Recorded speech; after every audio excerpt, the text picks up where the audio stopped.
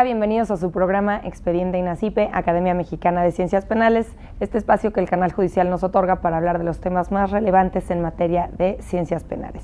El día de hoy hablaremos de un tema muy interesante que es delitos ambientales. Para hablarnos de este tema nos acompaña el doctor Israel Alvarado Martínez, quien es profesor investigador invitado del Instituto Nacional de Ciencias Penales. Israel, bienvenido, muchas gracias por venir. Gracias a ti por la invitación.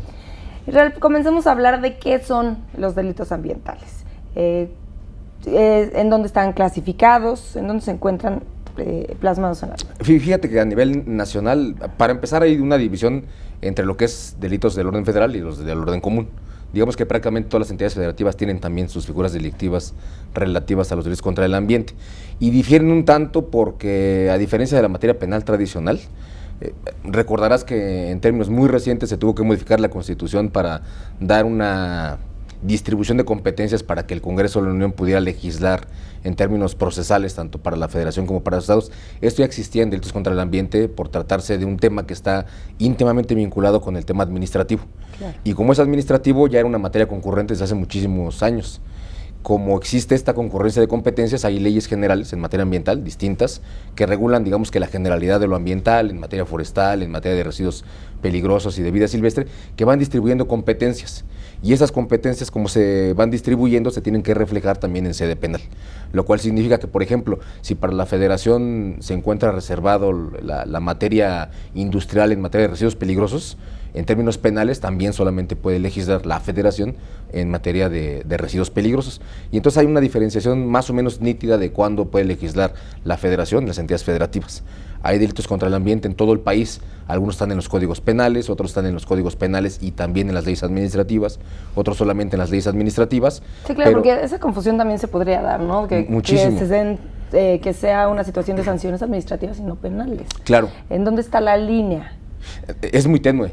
Absolutamente todas las infracciones administrativas, cuando uno contempla los delitos contra el ambiente, también son infracciones administrativas, solo que tienen algunos matices que las diferencian. Por ejemplo, transportar madera es una infracción administrativa desde una varita, si no se tiene autorización, pero para que sea considerado penal relevantemente, debe ser arriba de 4 metros cúbicos. Son por los montos, sí. Así es. No siempre, y sería lo ideal, porque cuando estamos hablando, por ejemplo, de sustancias peligrosas, el vertimiento de una sustancia peligrosa a un río, por ejemplo, puede ser un tubito, y lo mismo es competencia administrativa que en sede penal pudiera ser relevante. Pero cuando estamos hablando de un tubito, uno piensa, bueno, ¿qué tanto pudiera contaminar? Pero estamos hablando de arsénico, de mercurio, podría ser muy significativo para el daño ambiental. Claro, y entonces en el Código Penal vienen... en el caso federal, sí. En el caso Están federal. Exclusivamente regulados los tipos penales, es decir, las descripciones de las conductas delictivas, solo en el Código Penal. Pero no solo el Código Penal el que regula la materia penal ambiental en México. Ahí están los tipos penales, pero conceptos de reparación del daño, las interpretaciones administrativas, es decir, los elementos normativos del tipo como se les conocen, no se interpretan a la luz de lo que establece el propio Código Penal. No hay definiciones prácticamente, sino que se tiene que acudir a leyes distintas de materia administrativa, incluso leyes que ni siquiera tienen el rango propiamente de leyes, sino de normas oficiales mexicanas o de reglamentos, que ahí es donde se contemplan, por ejemplo, la definición de las especies que se encuentran como en peligro de extinción, protegidas, amenazadas, endémicas, que están en un tratado internacional, como es la Convención Internacional para el Tráfico de Especies, o normas oficiales mexicanas en materia de hidrocarburos, o en materia de minería, en materia de producción de oro o de plata, establecen máximos permisibles, por ejemplo, para la contaminación, la caracterización de los residuos peligrosos, etcétera. Entonces, no es solamente la ley en estricto sentido, en materia penal, sino que son muchas más normas que aplican también para su interpretación. ¿Y existe alguna definición pues sí, establecida en la legislación de daño al ambiente? Porque podría ser como prestarse a discrecionalidad, ¿no? No, pues sí, daño, pero no tanto. Durante muchos años fue muy discrecional y era muy amplio. ¿Qué es dañar al ambiente? Pues prácticamente cualquier cosa. De hecho, respirar, en términos normales, es contaminar. Estamos generando residuos también de dióxido de carbono, agua, y eso finalmente es contaminar de cierta manera. Cuando se toma conciencia de esto, porque a veces se incurrían en ciertos abusos pensando de que cualquier cosa tendría que ser relevante en términos penales, y no solamente para determinar el daño, porque esa es una parte importantísima de la determinación penal.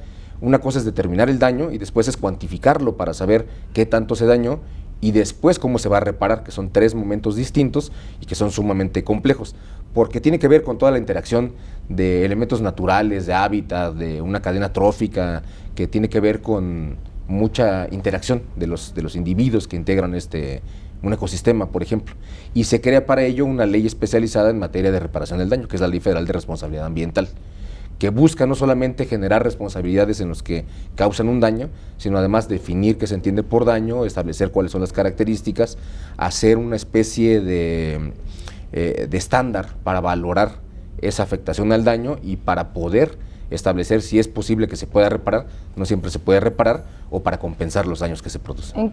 ¿Cuál es la institución que hace eso, la de medir los daños?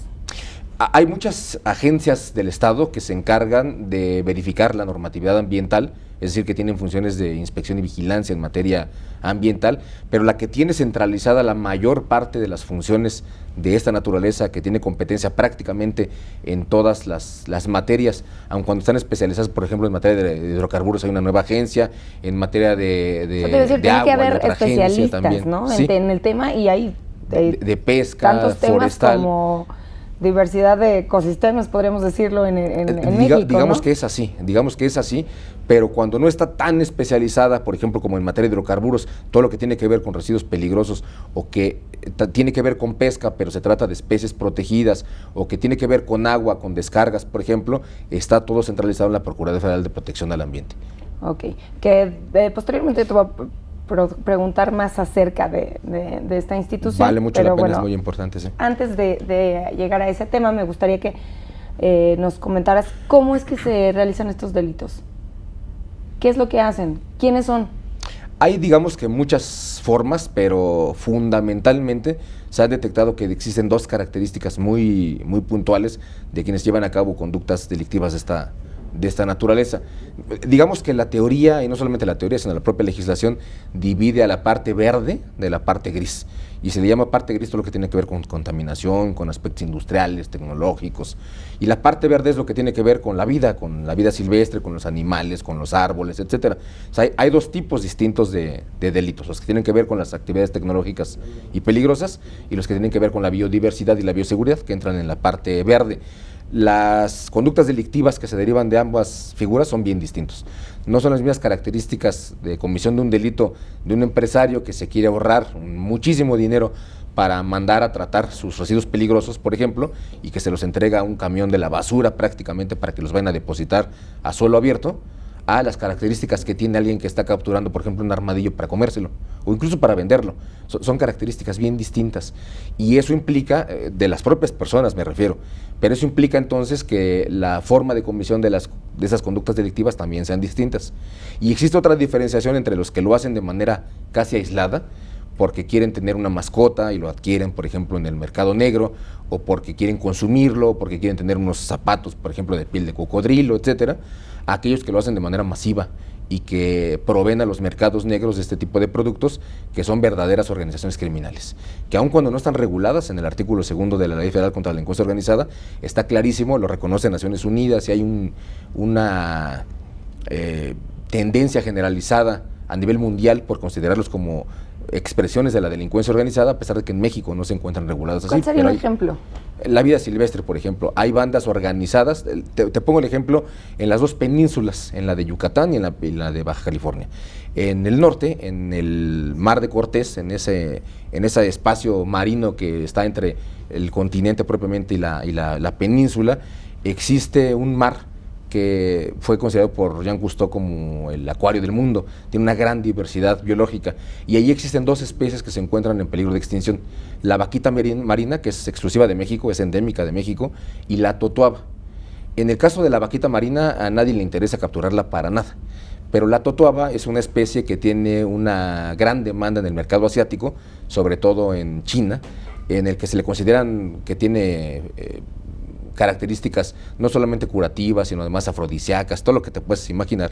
Y entonces se captura a la totoaba para extraerle una pieza anatómica que se llama buche, que es la vejiga natatoria. Tenemos conocimiento de que el precio del kilogramo de este buche ronda los $8,000 al momento en el que ha sido capturado. Cuando llega al mercado negro seguramente debe triplicar o cuatriplicar el precio que es por encima de lo que se vende la droga, por ejemplo, la cocaína. Claro. Las personas que traficaban con droga en esa península, en el Mar de Cortés, en el Alto Golfo de California, abandonaron sus actividades de narcomenudeo y ahora se están dedicando a capturar totoaba para venderlo en el mercado asiático. O son redes muy organizadas, por ejemplo, sobre todo y muy violentas, las que trafican con madera. Los talamontes son grupos muy organizados que tienen una distribución de tareas muy claras, que es una característica específica de la delincuencia organizada, además de muchas otras, que trafican con madera y que la llevan a todo el país o incluso lo sacan del país para comercializarla. Y para la persecución de este delito, por ejemplo, la extracción de este animal marino que me decías, La totoaba, sí. es pues alejado de las ciudades, como que es más fácil perseguir el delito dentro del país que en el mar. ¿Cómo se persigue el delito de aquel lado? Ok, existe la obligación por parte de las autoridades, con la pesca, la Profepa y la Marina, tienen la obligación de dar seguridad, seguridad pública incluso. Aun cuando existen ahí muchas lagunas en términos de lo que establece la Ley General del Sistema Nacional de Seguridad Pública, son autoridades que tienen como finalidad salvaguardar las costas, los mares mexicanos, proteger las especies y el ambiente en general. Existen patrullajes por parte de Profepa y de Marina en lanchas, ya sean de Marina o de la propia Profepa, para estar dando vueltas en alta mar o en el mar territorial o cerca de la costa para determinar quién está en las zonas prohibidas, porque hay zonas prohibidas, hay una veda, el presidente de la República acaba de determinar una veda permanente de 2 años en ese lugar, nadie puede estar pescando ahí y sin embargo todavía se siguen viendo lanchas que están navegando y van porque están extrayendo la totoaba. ¿Qué es lo que pasa con la vaquita marina? Existe una pesca que se llama incidental. No van por la vaquita marina, pero en el momento en el que están levantando las redes, por ejemplo, llevan lo que se encuentran. Muchas especies distintas, entre ellas, por ejemplo, también la vaquita marina. Y en estos patrullajes tienen autorización de revisar a todos los navíos que se encuentran claro, es como en la zona. Es como la revisión que hace, por ejemplo, el Ejército en las carreteras o la Policía Federal también en las carreteras para revisar vehículos que puedan transportar, por ejemplo, armas, droga, madera, especies protegidas, lo mismo en el mar. Se hacen revisiones con helicópteros, con lanchas, con embarcaciones y en muchas ocasiones, la mayoría de las ocasiones, se detienen en flagrancia. Son personas que van en lanchas muy rápidas o no tan rápidas, pero que llevan a bordo, casualmente no llevan el ejemplar completo, sino llevan solamente el buche de totoaba. ¿Y por lo regular estas personas son mexicanas? Prácticamente todos los que están extrayendo son mexicanos que venden a los asiáticos, a los chinos, y los chinos se encargan de su comercialización y toda la cadena comercial para efectos de sacarlos del país, porque tienen toda una estrategia, no es que anden buscando, se van a en el propio aeropuerto internacional de Ciudad de México se han asegurado muchísimos cargamentos de totoaba y de pepino de mar, que es el otro problema que tenemos en la otra península, la península de Yucatán. Ahí existe también una especie amenazada, que es el pepino de mar. Hay una especie que está en peligro de extinción y también se va al mercado asiático.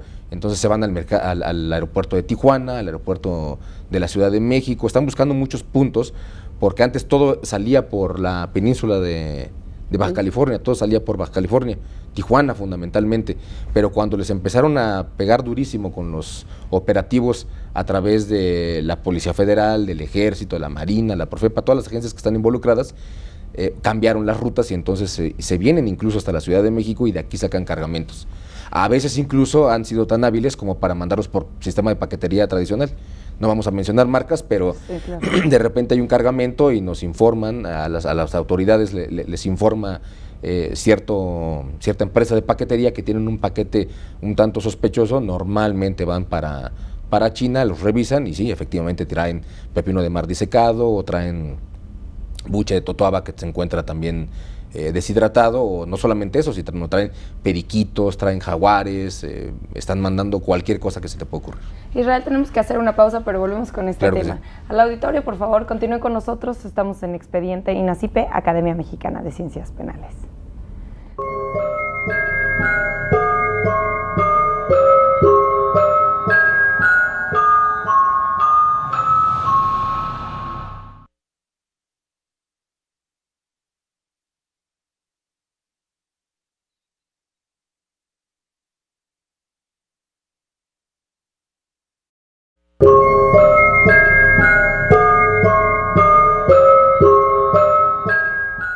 Gracias por continuar con nosotros en Expediente INACIPE, Academia Mexicana de Ciencias Penales. Les comento que pueden estar en contacto con nosotros a través de los números de teléfono que aparecerán en sus pantallas y nuestro Twitter, que es @expediente_. Los invitamos a seguirnos y darnos sus comentarios y sugerencias acerca del programa. El día de hoy estamos hablando de delitos ambientales. Israel, quisiera que volviéramos a profundizar un poco acerca de la legislación. Ya tocamos en el bloque anterior algunas de las leyes, pero en junio del 2013 se publica la Ley Federal de Responsabilidad Ambiental. ¿Por qué es necesario expedir esta nueva ley en México? Son, digamos, muchas razones, pero la relevancia que se tiene en términos penales es fundamental. Esta ley, conocida de manera más popular como LEFRA, la Ley Federal de Responsabilidad Ambiental, busca establecer, digamos, reglas muy claras para responsabilizar a quienes afectan el ambiente. Hay una regla de oro que se llama el que contamina paga. No es un permiso para que quien quiera contaminar deba pagar, sino es una regla de responsabilidad para que cualquier persona que lleve a cabo una conducta que afecte el ambiente debe tener responsabilidad. Pero esa responsabilidad puede tener varias aristas. Puede ser una responsabilidad administrativa, puede ser una responsabilidad penal, y con esta ley se crea un nuevo tipo de responsabilidad que es, digamos, un tanto civil. Se tiene que demandar ante jueces federales, a diferencia de la responsabilidad administrativa, que es la propia Profepa, por ejemplo, quien sanciona, o la responsabilidad penal, que es el Ministerio Público quien investiga y lo lleva ante el juez. En estos términos, LEFRA establece la posibilidad de que incluso los particulares puedan acudir ante un juez federal para demandar a alguien que está llevando a cabo una conducta que afecta al ambiente. Y esta afectación al ambiente tiene reglas específicas para valorar cómo es que se tiene que llegar a determinar que hay una afectación al ambiente. Es algo complicadísimo. Se tiene que establecer cuál es el estado base, es decir, cómo estaba el ambiente antes de que se llevara a cabo esta conducta que contaminó, que afectó el ambiente, para entonces poder comparar y saber cuál fue el nivel de afectación que se produjo, y después establecer en términos fácticos, científicos, cómo es que se tiene que llevar a cabo una reparación o una compensación de estos daños ambientales. No es lo mismo, afortunadamente ya hemos superado esa parte, ha llevado muchísimos años en México, que los jueces dejen de condenar, por ejemplo, la reparación del daño, porque se llevaba un cargamento, por ejemplo, te voy a decir, 10 metros cúbicos de madera, y el metro cúbico en el mercado, en una maderería, estaba en $1, por decir algo, para que se entienda muy fácil. Trae 10 metros cúbicos, la reparación del daño son $10. En términos ambientales no es lo mismo, porque no es la misma valoración económica que tiene en el mercado, sea lícito o ilícito, sino es los servicios ambientales que dejó de producir. Cuando alguien derriba o quita un árbol de donde se encuentra, deja de producir oxígeno, deja de fijar nitrógeno al suelo, deja de captar agua, de llevar a cabo una serie de beneficios ambientales, que se le conoce como servicios ambientales, que se tienen que valorar, y se tienen que valorar para establecer cómo es que se tiene que hacer la compensación. Que un árbol tenga esas características de altura y de grosor lleva ciertos años, y para que se pueda compensar, entonces se tiene que hacer una valoración de cuántos árboles tengo que plantar, cuánto tiempo los tengo que cuidar, cuánta agua les tengo que verter, cuánto abono, etcétera, y entonces eso va sumando y se hace una valoración para establecer cómo se tiene que llevar a cabo la reparación del daño. Por ponerte un ejemplo el más sencillo quizá, imagínate cuando estamos hablando de una población de especies en peligro de extinción, para saber cuál es la tasa de mortalidad y natalidad, para establecer cómo es que se tiene que llevar a cabo una acción compensatoria para efectos de que se pueda equilibrar nuevamente el ambiente, porque todas las especies tienen una función importante en el ambiente, no solamente que se vean bonitas. El jaguar es muy bonito, por ejemplo, es muy emblemático de México, pero más allá de lo antropológico y de lo estético, cumple una función muy específica en la cadena alimenticia, en la cadena trófica, que cuando se afecta y se rompe un eslabón puede generar complicaciones muy importantes. Se atribuye a Einstein una frase que establece que si las abejas, por ejemplo, se extinguieran de la faz de la Tierra, la humanidad no duraría, bueno, la vida como la conocemos en el planeta no duraría más de 20 años, por todas las funciones que cumplen de polinización y de muchas más cosas, que implicaría una ruptura importantísima en la forma en que se concibe. LEFRA lo que establece es las reglas para valorar esto y establecer la posibilidad de compensar, valorar el daño y establecer la reparación y la compensación, que tiene una obligación también en términos penales. ¿Y esta ley afecta paralelamente a algunas otras legislaciones, leyes? Entre otras, al Código Penal Federal. Establece en su artículo primero que esa ley tendrá como propósito aplicarse también a la responsabilidad penal ambiental. En el último de los artículos, en el 56, se señala que la valoración del daño tendrá que hacerse conforme a las reglas de esa ley, también en sede penal. Entonces ya restringió muchísimo la libertad que tenían los juzgadores de determinar que la reparación del daño iba a ser como ellos se imaginaran. Bueno, todavía lo siguen haciendo un tanto así porque desconocen que existe esta ley que los obliga y que establece también reglas para, por ejemplo, entre otras cosas, determinar que existe una víctima ambiental, lo dice un artículo 55, 56, que tendrán derecho a la reparación del daño y a intervenir en el proceso penal.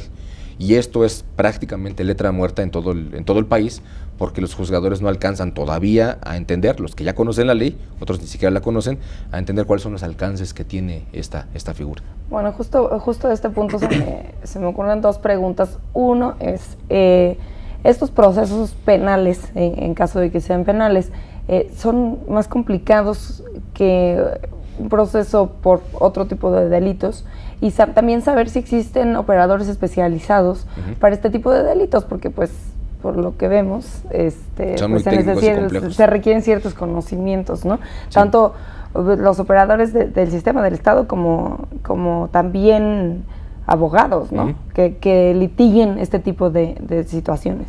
Digamos que en términos procesales se debieran litigar prácticamente igual que un delito convencional, como un robo, un homicidio, un abuso de confianza, pero más allá de eso existen muchas más leyes que involucran la actividad de quien tiene que litigar, de las partes o quien tiene que juzgar, para efectos de acreditar o desacreditar o valorar que se está cometiendo una conducta delictiva, y los hace extraordinariamente complejos.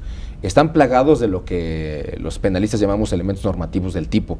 ¿Qué significa esto? Que las redacciones de las descripciones delictivas son muy complejas y no se pueden entender solo por leerlas, digamos.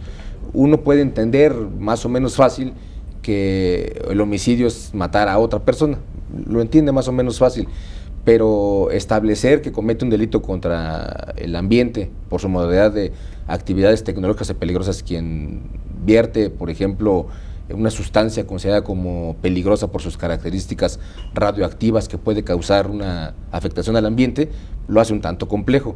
Y más complejo todavía cuando tenemos que aplicar muchas más leyes para establecer cuáles son las actividades que se encuentran permitidas o prohibidas, que es una sustancia peligrosa, quién establece esas características de corrosividad, reactividad, etcétera, que son normas oficiales mexicanas, que lo empieza a hacer ya muy complejo. Y entonces esto implica que sí existan, como estás preguntando, digamos que unidades administrativas especializadas tanto en el tema ambiental como en el tema penal. Profepa, por ejemplo, tiene una Dirección General de Delitos Federales contra el Ambiente, que es un área administrativa especializada en términos penales ambientales. Y la PGR tiene una unidad especializada de investigación en delitos contra el ambiente y previstas en leyes especiales. ¿Y trabajan juntos? No se avanza prácticamente una investigación importante si no es mediante la colaboración de ambas instituciones, tanto de la PGR como de la Profepa, específicamente con estas dos áreas. El problema que se tiene a nivel nacional es que la especialización, y sucede en todos lados, sucede en la PGR, sucede en la policía, sucede en Profepa, sucede en el Poder Judicial, la especialización se da de manera excepcional, sobre todo en términos centralizados. Tú ves en el Distrito Federal que existe una Dirección General de Delitos Federales contra el Ambiente y una WIDAPE que tiene una Fiscalía de Delitos contra el Ambiente, y existen jueces de distrito especializados en procesos penales federales, ¿cierto? Tribunales unitarios de circuito que conocen de eso, sí, y colegiados especializados. Uno se va a otro circuito distinto, como pudiera ser, por ejemplo, Campeche, y la Profepa no tiene nadie especializado, PGR no tiene nadie especializado, los jueces son mixtos, los tribunales unitarios son mixtos, los colegiados también. Entonces se pierde muchísimo los esfuerzos institucionales que se hacen en ese sentido, porque no existe la obligación, ni los recursos, ni las capacidades de las instituciones para especializarlos, y entonces cada quien hace las cosas como Dios les da a entender. Claro. No existe esa especialización. Bueno, y eso en el gobierno, pero ¿y abogados litigantes en el tema? Digamos que hay dos vertientes, ¿no?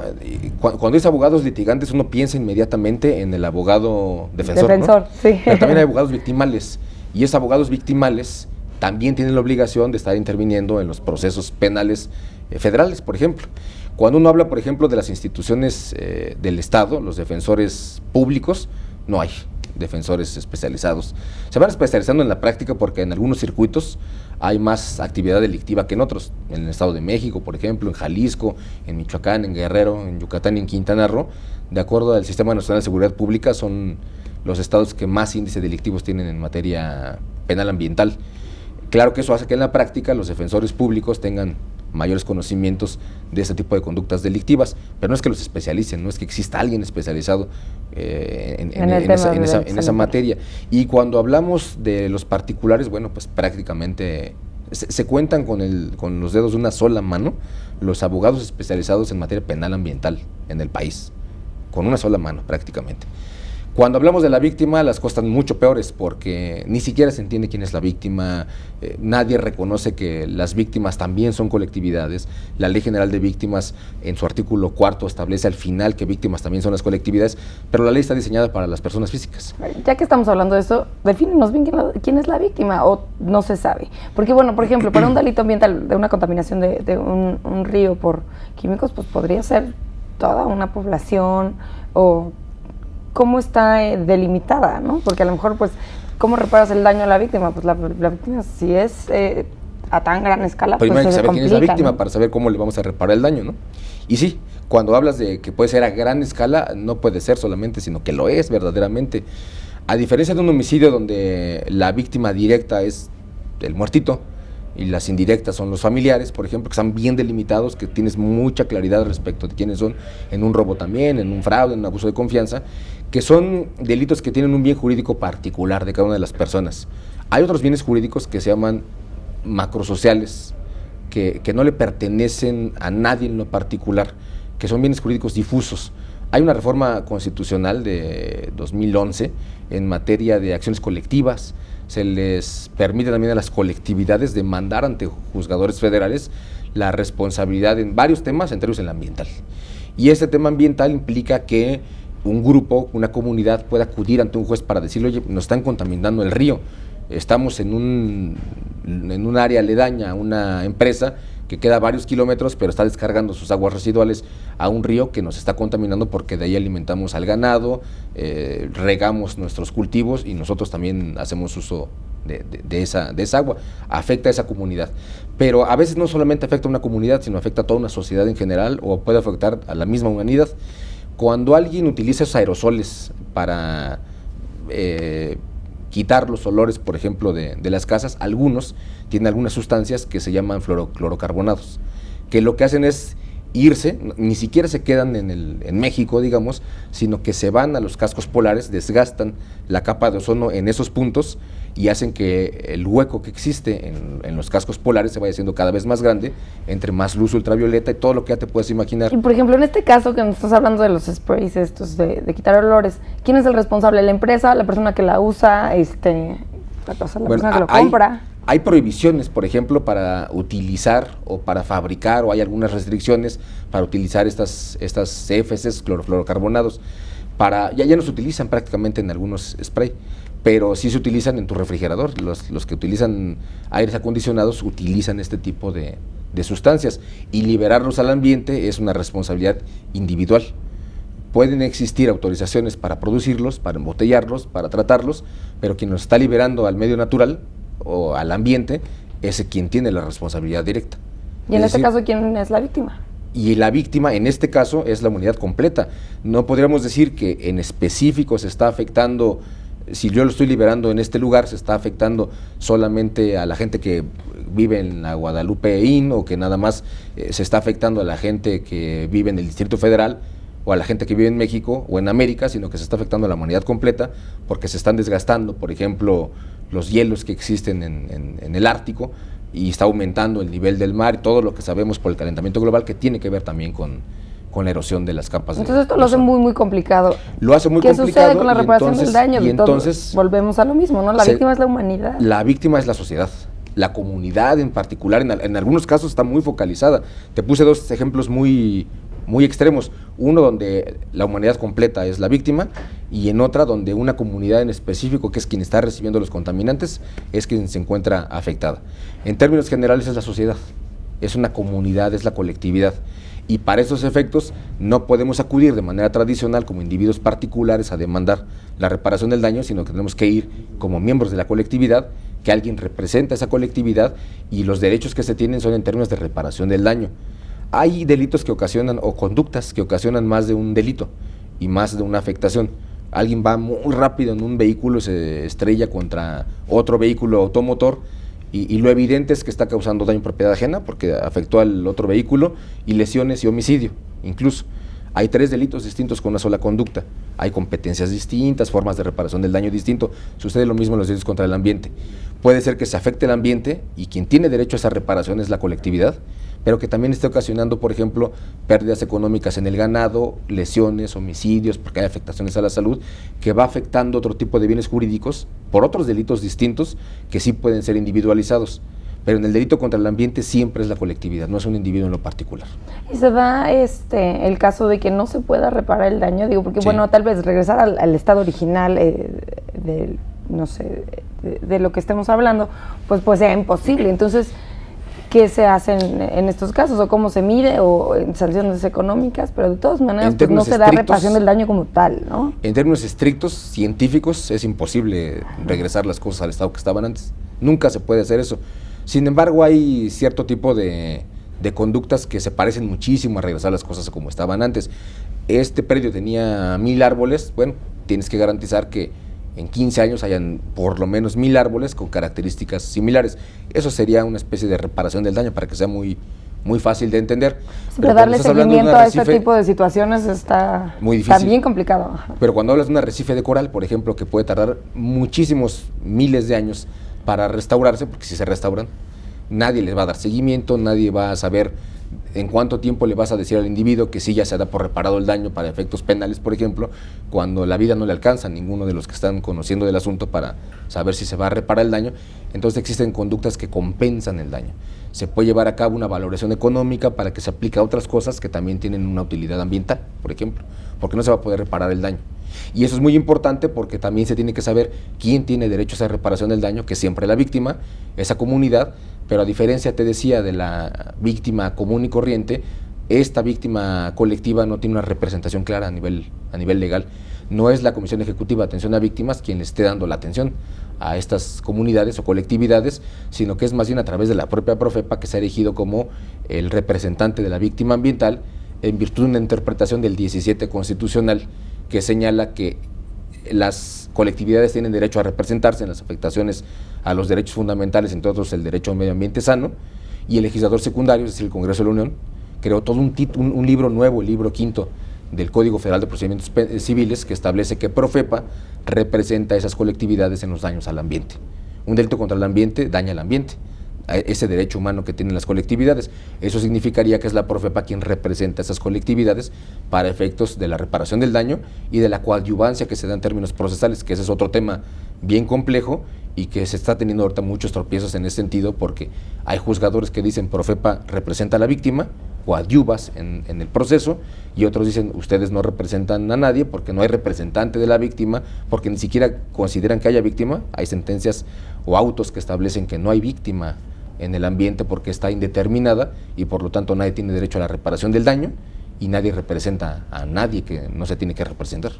Y bueno, como hemos estado platicando, pues este tipo de delitos, no sé, en este tipo de delitos no se marcan fronteras. ¿Existe legislación internacional en la materia? Existen, digamos, la mayoría de los países cuentan hacia el régimen interno con legislaciones penales ambientales, algunos incluso de avanzada, como pudiéramos hablar de Nicaragua, de Venezuela y de Brasil, que tienen leyes penales ambientales. O sea, no tienen su título o su capítulo de delitos ambientales en el Código Penal, ni lo tienen en las leyes administrativas, sino que tienen leyes especializadas únicamente para conductas penales ambientales. La ley de crímenes ambientales, por ejemplo, en por Brasil. ejemplo, en el caso de que se vierta, no sé, petróleo en aguas internacionales. Sí, muchas.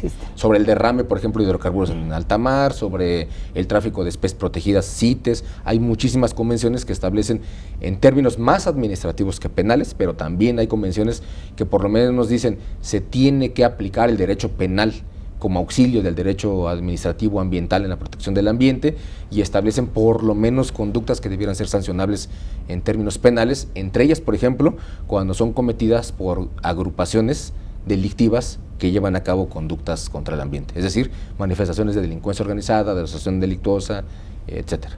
Israel, tenemos que hacer nuevamente una pausa porque volvemos con el tema. Al auditorio, continúen con nosotros, estamos en Expediente INACIPE, Academia Mexicana de Ciencias Penales.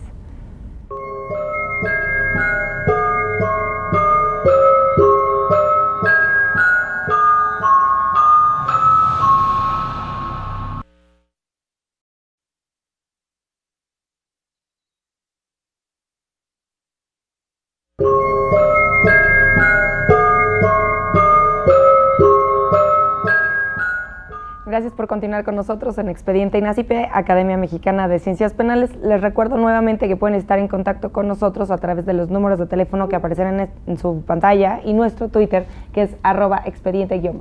Los invito a seguirnos y darnos sus comentarios y sugerencias acerca del programa. El día de hoy les recuerdo que estamos hablando de los delitos ambientales. Israel, hay un punto y un tema que no hemos tocado específicamente, que me parece muy importante, que es que por la naturaleza de estos delitos pues también habría que hablar de la responsabilidad penal de las personas jurídicas. ¿Qué es lo que sucede? Ahora ya con el nuevo Código Nacional de Procedimientos Penales ya se plasma ligeramente la responsabilidad penal de las personas jurídicas, pero ¿cómo se ha dado esto en materia de delitos ambientales? Digamos que en el país ya existía en el propio Código Penal Federal desde hace mucho tiempo una mención a que las personas jurídicas también tienen responsabilidad. Ha sido materia de debate. Más allá de que a la gente le pueda gustar o no, creo que el debate se dio en esos términos. ¿Es pertinente o no es pertinente responsabilizar penalmente a las personas jurídicas? Y habrá quienes dicen que no es porque les guste o no les guste, sino por razones eminentemente teóricas, dogmáticas, de doctrina especialmente. Más allá de eso, la ley ya lo establecía. Antes del Código Nacional de Procedimientos Penales existió la Ley Federal de Responsabilidad Ambiental, que también establece que tendrán responsabilidad las personas jurídicas o colectivas. Y recordemos que esta ley establece que se aplica para las responsabilidades, entre otras, en materia penal. Es decir, ya había una mención clarísima en la LEFRA de que las personas jurídicas también tienen responsabilidad penal por la afectación al ambiente. Ahora con el Código Nacional, pues que queda más claro que debe existir responsabilidad. Yo te mencionaba al principio del programa que las manifestaciones delictivas son muy distintas en términos de lo que se lleva a cabo en la materia verde que en la materia gris. Cuando estamos hablando de la contaminación ambiental, fundamentalmente son empresas. No es el individuo aislado que está transportando residuos peligrosos, sino que pertenece a una empresa, normalmente. Esa persona que es un transportista pertenece a una empresa que se dedica a ofertar sus actividades en materia de disposición final, por ejemplo, de residuos peligrosos. O es una persona que está transportando sustancias peligrosas para abastecer, por ejemplo, a una minera que va a utilizar cierto tipo de material en su proceso de producción, o que van generando otro tipo de sustancias peligrosas que se les tiene que dar un mantenimiento, un tratamiento, porque se les tiene que dar una disposición final, un almacenamiento, etcétera. Son siempre empresas las que llevan a cabo estas conductas delictivas. Hay casos muy aislados de personas en particular. Sin embargo, a pesar de toda esta gama de normas que ya establecen la posibilidad de responsabilidad de las personas morales o jurídicas, no existe en México una práctica eficiente para instaurar procedimientos en contra de ellos y sancionarlos. Sí, claro, sobre todo los procedimientos penales, ¿no? Que no estén sanciones solamente administrativas. Sí. Pues quisiera que habláramos de los resultados de la aplicación de esta ley. Ya me estás contestando un poco que no se ha aplicado tanto a las empresas, pero existen sentencias condenatorias para o por delitos en materias de delitos ambientales. Poquísimas. ¿No quiere decir esto que no está funcionando en la legislación? Quiere decir que no están funcionando muchas cosas. A veces la culpa es solo de la legislación. Es una falacia decir que todo siempre es motivo de responsabilidad de muchas instancias. No, a veces es que está mal hecha la ley y uno no puede aplicar una ley que está mal hecha. En algunos momentos existían leyes que no tenían sanciones, pues la culpa era del legislador, claramente, no había nada más que hacer, pero en este caso es multifactorial. Hay leyes que están muy bien hechas, muy bien armadas, sobre todo en materia ambiental. Somos un país modelo a nivel mundial por el nivel de leyes que tenemos tan concretas, especializadas, bien hechas en términos generales. Sin embargo, también carecen, en algunos casos, tienen uno que otro detalle que lo hace muy complicado. Te pongo un ejemplo, hay un tipo penal que establece que se encuentra prohibido poseer, comercializar, privar de la vida, muchas conductas delictivas relacionadas con especies protegidas, que sean endémicas, amenazadas, en peligro de extinción, etcétera. El legislador lo que quiso es establecer que, entre otras de las cosas, estuvieran también en veda. Pero resulta que una coma no se la puso para diferenciar a todas estas características de la veda. Y hay jueces en la península de Yucatán en concreto que establecen que eso significa que todas estas especies deben estar además en veda para que entonces sea una conducta delictiva. Y entonces puedes tener, por ejemplo, el maltrato a un animal de los circos, por ejemplo, que es muy, muy común, que le pudieron haber mutilado las garras, por ejemplo, para que no lastimara, o que le arrancaron los colmillos y que sufrió mucho el animal, y que eso constituiría un delito contra el ambiente porque se trata, por ejemplo, de una especie protegida, como pudiera ser un jaguar, vamos a poner el ejemplo, que es una especie protegida en términos mexicanos. Si no está además en veda, y no hay declaratorias de veda, por supuesto, porque ya están protegidas en otro estatus superior, que es que se encuentran en peligro de extinción o amenazadas, que es superior a la simple veda, esos juzgadores nos dicen no hay conducta delictiva porque no están además en veda. Y este criterio a veces también lo tiene el Ministerio Público, y a veces algunas delegaciones de la PGR nos dicen, sí, vas a denunciar tu Profepa, pero te haces a un lado y yo solo puedo con la investigación, porque consideran que la coadyuvancia se da solamente para efectos de la reparación del daño y no para la integración de la averiguación previa y el proceso, y entonces cada quien pone un poquito de su parte para que las cosas no funcionen.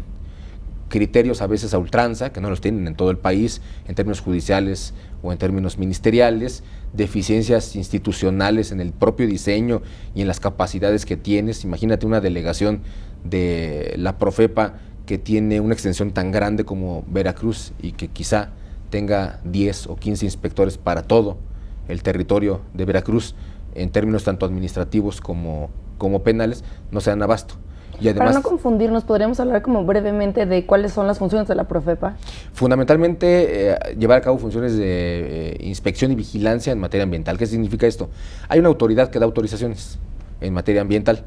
Alguien puede tener un periquito, alguien puede tener una actividad industrial que genere gases que contaminan, pero debe tener un filtro, y el otro debe tener un registro, le tiene que tomar fotografías, y alguien puede tener una autorización, por ejemplo, para manipular mercurio. Ya se dio la autorización por parte de una autoridad, que es Semarnat. El Profepa tiene la obligación de verificar que los permisos que se dieron cumplan con los requisitos que se otorgaron por la autoridad, que estén con los filtros, que estén en condiciones adecuadas, que las jaulas que tienen los animales, por ejemplo, sean suficientes y aptas para la vida silvestre con las características que tiene ese ejemplar, que se lleven bitácoras de las entradas y salidas de sustancias peligrosas, los residuos peligrosos que generan, el destino final que le están dando. Eso es lo que hace fundamentalmente la Profepa. Va a un aserradero y les dice, ustedes tienen permiso para tener 50 metros cúbicos de madera. Vamos a ver cuántos tienes. Tengo 70 metros cúbicos. Enséñame tus permisos. No los tienen, hay una presunción de que 20 metros cúbicos son ilícitos, se lo están comprando los talamontes clandestinos, o ellos mismos están talando de manera irregular. Eso es lo que hace la Profepa. ¿Existen acciones de prevención? Muchísimos. La Profepa lleva a cabo visitas de verificación para establecer la posibilidad de que cuando se están cometiendo conductas administrativas que son sancionables, no se escalen a nivel de conducta delictiva, y entonces imponer multas, o incluso tiene un sistema de auditoría voluntaria donde se les dice a los individuos, quien crea que tenga problemas, vamos a ponerlo así, con su empresa, vénganse para acá, le hacemos una auditoría, le hacemos un checklist de todo lo que está mal y de todo lo que tienen que hacer para regularizarse, a efectos de que todo lo que estén llevando a cabo esté dentro de los límites permisibles de las normas. Entonces se hace mucha prevención en términos mucho más administrativos que penales, porque en términos penales esta forma parte de la primera etapa de la seguridad pública. Claro, pero ayuda, ¿no? Es el primer paso. Así es, de la seguridad pública. La seguridad pública empieza con la prevención, la investigación, en su momento el procesamiento también formó parte de la seguridad pública. La nueva ley desreguló al Poder Judicial de la Federación, a los poderes judiciales estatales y del Distrito Federal. El tema de ejecución también forma parte de la seguridad pública, y en términos generales a eso se le conoce como sistema de seguridad pública, que tiene un referente muy claro en términos ambientales, que es la política criminal ambiental. La política criminal ambiental era uno de los temas que me faltaba por tocar contigo, porque en algún artículo escribiste que de los principales temas de la reforma era la reparación del daño, la víctima y la creación de la política criminal ambiental. Así es. ¿Cómo vamos? Vamos, digamos, no como yo quisiera, pero vamos bien, porque esta figura de la política criminal ambiental era una figura eminentemente doctrinal. Claro, tenía muchísimo sustento en términos de lo que establecía en su momento la ley general que establece las bases de coordinación del sistema nacional de seguridad pública, y luego la nueva ley y la ley orgánica de la administración pública federal, muchas más leyes, incluso la ley de la Policía Federal, que señalaba ahí también la obligación de crear política criminal, pero todo se centralizó a través de la reforma constitucional en materia de seguridad pública, que estableció la figura de la seguridad pública y de la política criminal de cierta medida, pero política criminal ambiental parecía un exceso, como que era demasiado especializar la política criminal. La LEFRA, la Ley Federal de Responsabilidad Ambiental, señala en un artículo específico cuáles son las características que debe tener la política criminal ambiental. Entonces ya le da nombre, ya establece cuáles son los lineamientos y ya señala que se tendrá que corresponder con los lineamientos del Sistema Nacional de Seguridad Pública. Eso significa que tiene que abarcar la prevención, la investigación, la acusación, el procesamiento, la ejecución. Incluso los medios alternativos de solución de controversias se tienen que aplicar en términos de una política criminal integral que establezca la articulación de las autoridades, de todas las que se encuentran involucradas, para hacer prevención, para ejecutar la pena, que es otro tema también bien importante. La ejecución de la pena, dice la legislación penal ambiental, no es cualquiera, sino que tiene que ir encaminada a actos que reparen el daño o que sean protectores del ambiente, aunque no sea la reparación del daño. Que los mandes, por ejemplo, a cuidar un bosque, a llevar a cabo conductas involucradas con el ambiente para que se tome conciencia también de lo que se hizo. Ahora, ¿aquí nace la política criminal en México? LEFRA señala que es una obligación compartida entre la PGR y la Profepa. No dice si cada quien va a emitir sus directrices o no, pero establece que los dos tienen obligaciones. Creo yo que lo coherente sería interpretar que tienen que ser de manera conjunta, que emitan, porque tienen que ser públicas las directrices de política criminal ambiental en términos de la propia ley. ¿Delineadas? No, pero se está trabajando en ello. La ley está a unos meses de cumplir 2 años de su entrada en vigor. Y en este tiempo hay un convenio de colaboración signado entre la Profepa y la PGR, que establece la obligación de coordinarse para llevar a cabo muchas más cosas, no nada más la simple coadyuvancia, cursos de capacitación, actualización, etcétera. Se han retomado esas reuniones para efectos de empezar a delinear las directrices de política criminal ambiental. ¿Por qué está un poquito retrasado? Pues por cuestiones naturales de que la PGR está en un proceso de reestructuración interna que implicará que alguna de esas unidades administrativas internas tenga esas facultades, y entonces digamos que se está avanzando con las generalidades para establecer en su momento. Porque si no tendría que cambiar después, claro, ¿no? ¿Quién orgánicamente se va a hacer cargo de? Si va a ser la UIDAPLE, se va a seguir llamando igual, si va a pertenecer a esa misma subprocuraduría, ¿quién se va a llevar esas facultades coordinadamente con la Profepa? Entonces, Profepa y PGR tendrían que realizar esta política criminal, bueno, dos lineamientos. Están trabajando en ellas, pero todavía falta para tenerlas terminadas y publicarlas. ¿Y quiénes tendrían que aplicarla? Porque me decías, bueno, tiene que ser pública.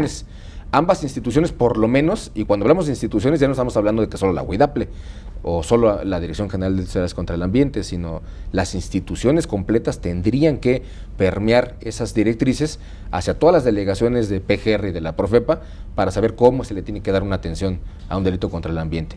Tendría que permear también a la Comisión Nacional de Seguridad para hacer prevención del delito e investigación desde la policía. Tendría que permear también a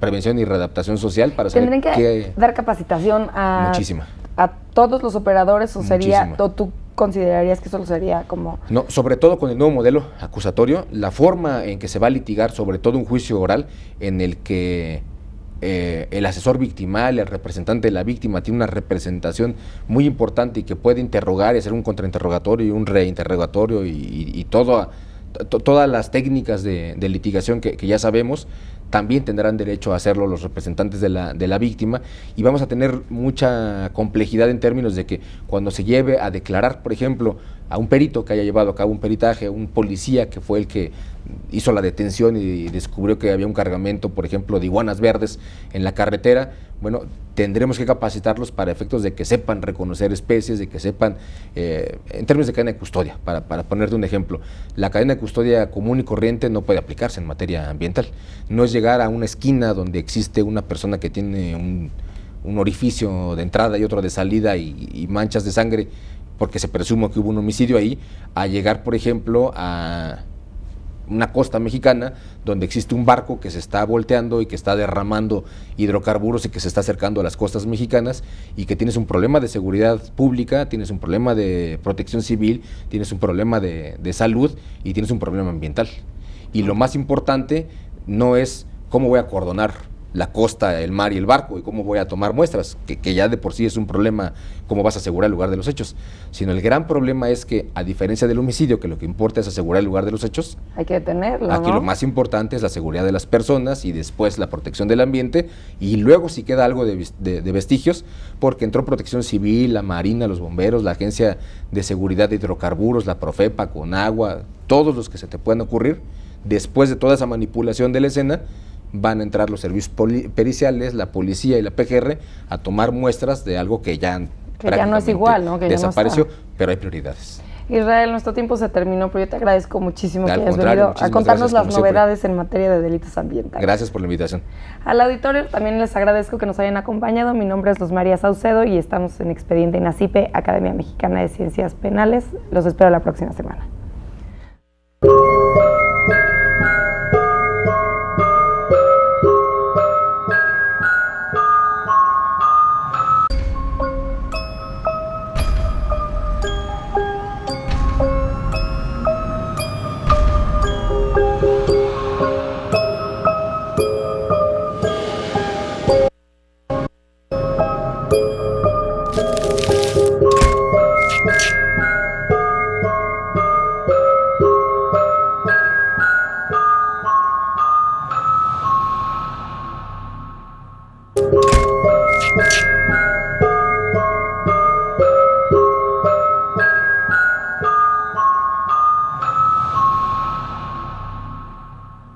Mm-hmm.